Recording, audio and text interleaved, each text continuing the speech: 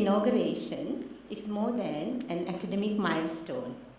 It is a celebration of cultural harmony, linguistic beauty, and also regional unity.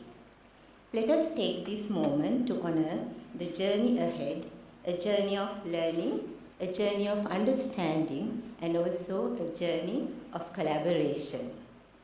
फिर से आप सभी का स्वागत है। इस समारोह में भाग लेने के लिए आप सभी को धन्यवाद। आयुबोवन, नमस्कार, thank you very much. It is truly a pleasure to be here today as we gather to begin something both simple and profound, the launch of the Hindi language teaching program in KDU. At first glance, it may appear to be just another academic course, but if we look a little deeper, we will realize it's much more than that. Today we are not just opening a classroom, we are opening a cultural doorway. A doorway that leads not only to understanding a new language, but to discovering new music, new friendships, new dreams, and rediscovering something deeper, familiar to all of us. Ladies and gentlemen, let me explain why. Sinhala and Hindi are not strangers. In fact, they are relatives, two members of the same ancient family of languages, born of same cradle that nurtured Sanskrit.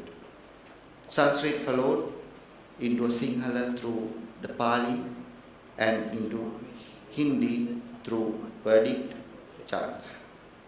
Just as rivers branch off from Himalayas and journey in different directions, Sinhala and Hindi evolved in their own beautiful organic ways, and yet if you listen too closely, you will hear echoes of familiarity.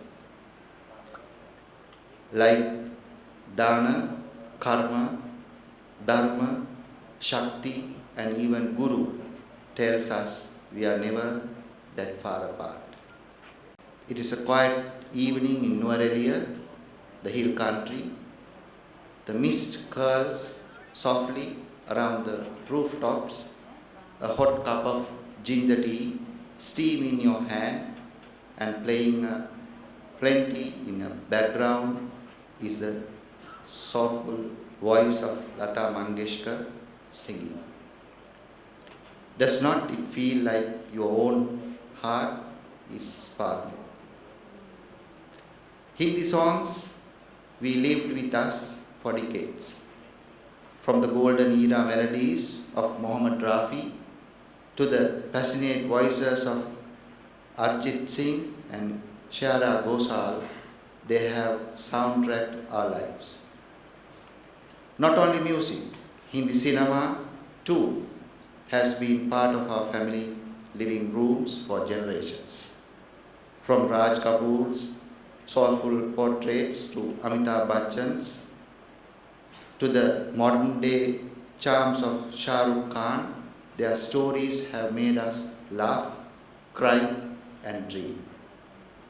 Hindi is not just a language, it is an emotion. It is a poetry of Galsa, a dialogue of Jawad Akhtar, and rhythms of Ram.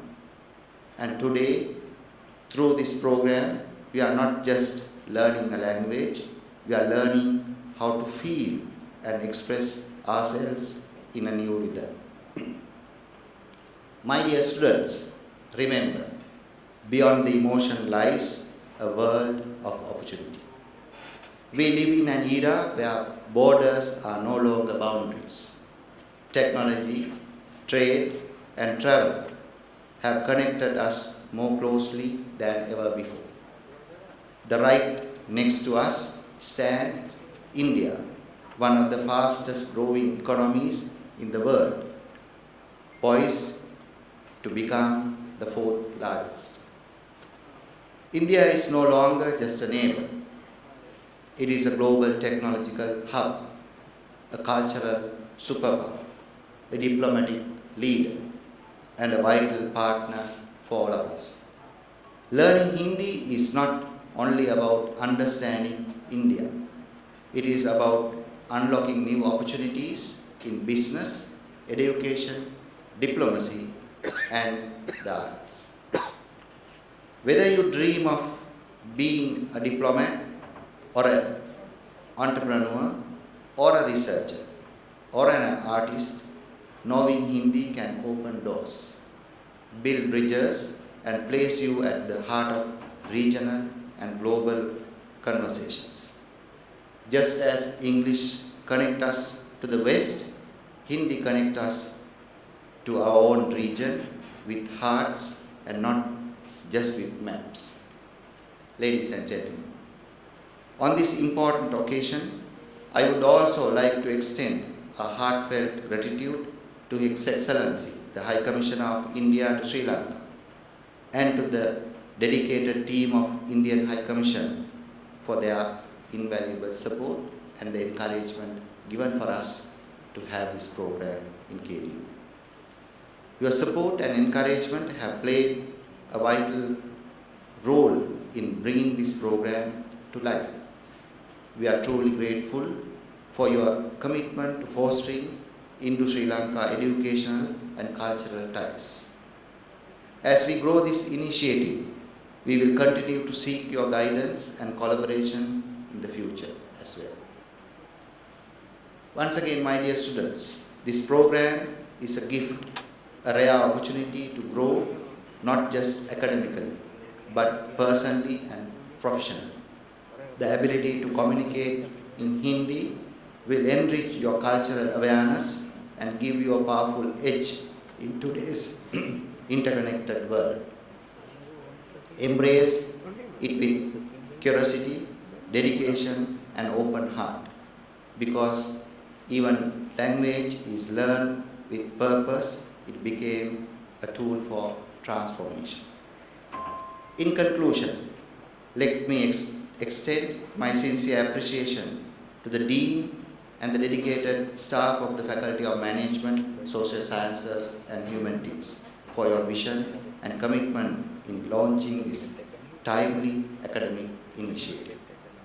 A special note of gratitude goes to Dr. Thamara Jayasundara, whose leadership and tireless effort have been the driving force behind this program. Your passion for expanding our students' global competencies is truly commendable. Thank you once again for all for being part of this meaningful beginning. I wish you all a rewarding and fruitful day ahead.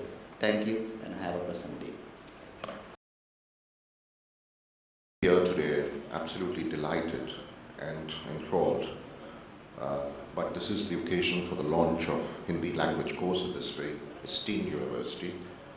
It's my first visit to this university, and to learn about its history from the Vice Chancellor just now was quite a revelation. I think this launch of Hindi marks an important step in fostering linguistic diversity, opening up new horizons, and of course strengthening our historical cultural ties. I think rather than me telling you about Hindi, those who will undertake this journey will learn it more about Hindi than I have.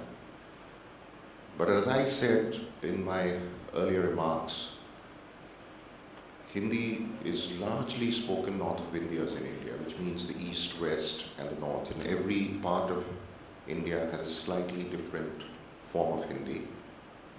The intonations, of course, are different, but sometimes even the words are different because the local influence, the dialects, some of the local languages, like my own mother tongue, which is Maithili, spoken in northeastern Bihar, south of Nepal, we tend to have a different way of speaking in each part of the country. But as somebody mentioned, I think the Dean mentioned that we have the same ancestry. Hindi comes from Sanskrit and Prakrit, which is one form of that was Pali or Magadhi, from which it originated. And in Sri Lanka, you speak Sinhalese. A large part of the population does that. And the fact that there is that bond of ancestry in terms of the language spoken, I must remind you, therefore, there is a linkage with that part of India. In Sri Lanka, I see a lot of fascination with South India, nothing wrong with it. But look north of Vindhyas as well. There is a deep, enduring love and affection for Sri Lanka and that part of the world, of India. I come from the eastern part of India, the land of Buddha. I often tell my Buddhist friends that you take a lot of pride in the fact that Buddha came here 3 times. But I was born and walked and lived and grew up where Buddha walked all his life. Buddhism is deeply ingrained in the culture of Bihar, from where I come. And the stories about Buddha, sometimes I know more than many in Sri Lanka because we've learned that from a very young age. But I just wanted to remind you that there is such a deep bond between India and Sri Lanka. And the language is one of the carriers of that, the ethos of the culture that we have. When the Bollywood song was being sung, I couldn't really understand that they were singing in Sinhalese or Hindi. It was all the time sounded almost the same. The intonations in the language in Sinhalese is very familiar to me. The folk songs in Sri Lanka that I hear are also very familiar because we sing in our part of the country of India the same way as the Sinhalese do in different parts of this country. So there is that very, very deep bond, and we tend to sometimes, in seeking separateness, forget that connection and the cord.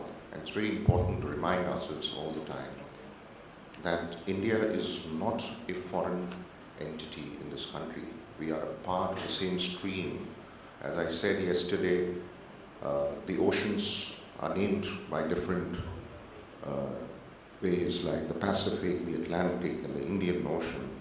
But when you are sailing in those waters, there is no boundary, there is nothing written there that really separates them. And I think that spirit is very, very important. So Hindi has, of course, many utilities, growing utilities, some of which was mentioned by the Vice Chancellor, that India is rising as a major economic entity in the world. We are the 4th largest economy today, and I think in a couple of years we should be the 3rd largest economy. But more importantly, our target is to have a developed India by 2047, when we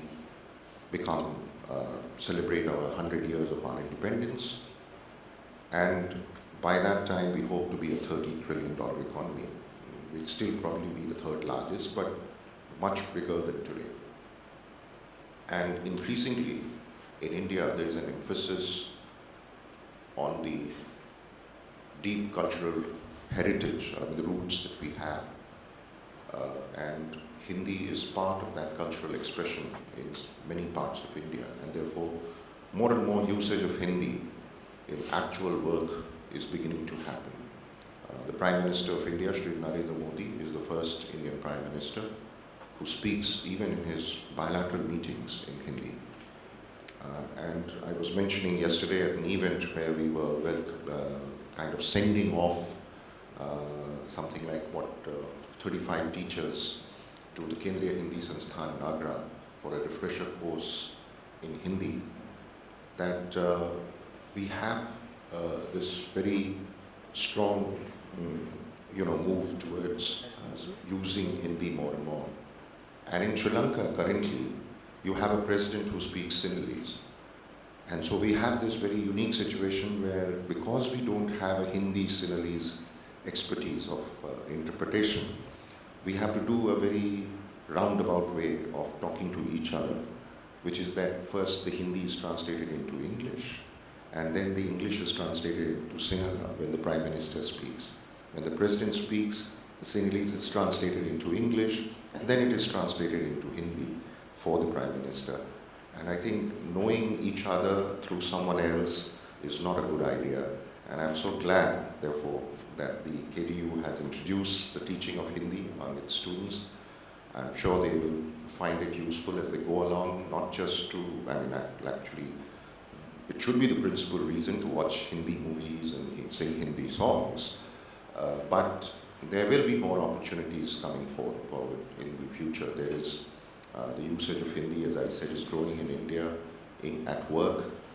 The need for knowing Hindi will grow. Doing business with India will require knowledge of Hindi increasingly, and being able to be working in each other's country in future, even if in smaller numbers, will require a knowledge of Hindi. So I think there is a lot of reason for it. Hindi is not just spoken in India, it's spoken in several countries around the world. We have diaspora communities where you would not be surprised that Hindi is their preferred language. I've heard the Vice President of Suriname speak in Hindi.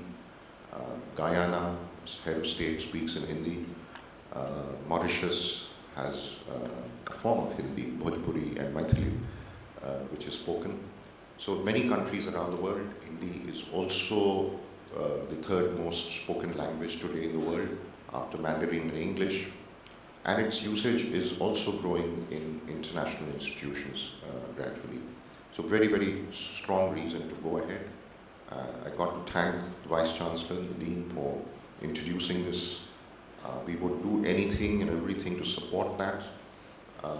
I must say that India and Sri Lanka today have relations that are better than ever before.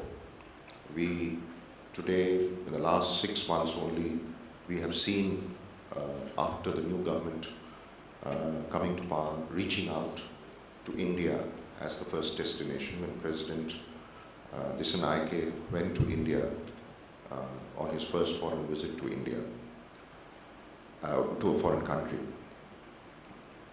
And subsequently, we had the Prime Minister being received here in Sri Lanka as the first foreign leader under the new government. And the decisions that we have taken are basically to build a stronger economic ties between India and Sri Lanka, because we are aware that we are going to be more intertwined than we were in the past. I think our future is brighter, more connected, and we cannot be prosperous or secure if the other neighbor is not. And therefore there is a very strong understanding underpinning all these decisions that the two leaders have taken over these two visits. I will not bore you with all the outcomes, but just to tell you that we are committed to Sri Lanka, not just in a conditional way. It's a very unconditional one. It is a natural one and very organic one. We look at Sri Lanka as us. Any pain that happens here pains us. Your pleasures are ours. I remember being very happy when Sri Lanka won the World Cup in 1996. I was then already in the Foreign Service, and I was in Moscow. I didn't have access to television telecast there, but I was listening on the radio.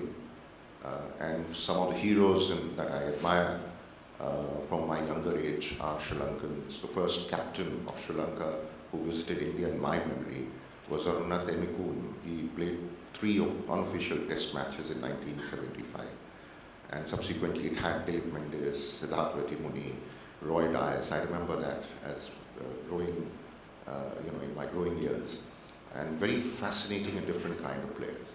So it's something that very, very deep, our love and affection for each other. And so I'm really happy to be here, particularly with these young students. And the fact that you are taking up, some of you will take up Hindi as a subject is really, really very very, very heartening. So thank you so much. Thank you, Vice Chancellor. Thank you, Dean. Thank you, students.